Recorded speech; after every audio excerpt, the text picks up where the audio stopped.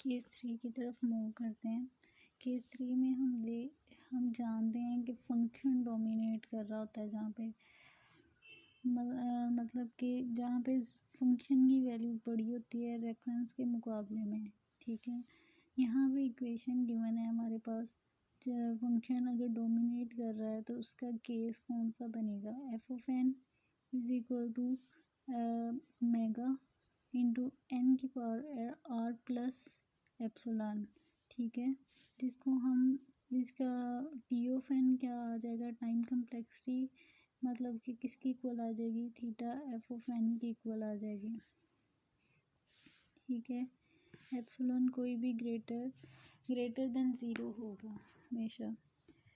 यहाँ पे हमें गिवन है, बेसिकली हम इस ग्रोथ ऑफ फंक्शन को देखते हुए चलते हैं।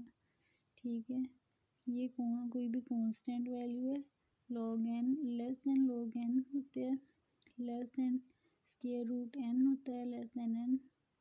ठीक है, इस तरह ये ग्रोथ ऑफ फंक्शंस है कि किस तरह फंक्शन की ग्रोथ होती है।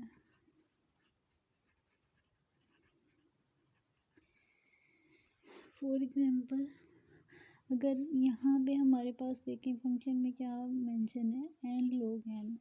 ठीक है, एन लॉग एन बड़ा है 3t n/4 से। ठीक है, 3t n/4 से बड़ा है एन लॉग एन। यहाँ पे हम लेट कर लेते हैं ए की वैल्यू, हम जानते हैं कि यहाँ पे 3 है। ठीक है, और बी की वैल्यू हमारे पास 4 है।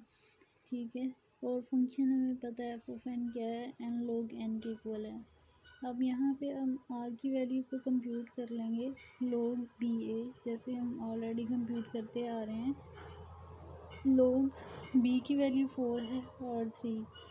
कैलकुलेटर से अगर वैल्यूज़ निकाल लेंगे तो वैल्यूज़ आ जाती हैं, 0.792 आ जाएगा। उसको रिप्लेस कर देना है हमने एन लॉग बी ए की वैल्यू में, एन की पावर 0.792।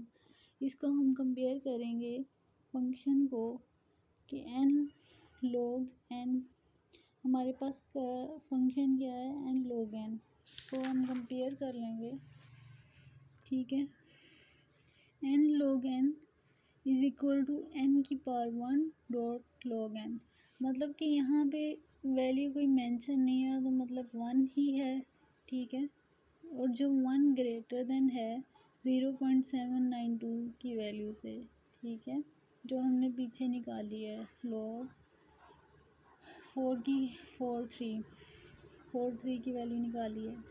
इसकी रेगुलरिटी चेक कर लेंगे फंक्शन की, फंक्शन में वैल्यू पुट करके देख लेंगे 3 ऑफ एन मीन टू से 3/4।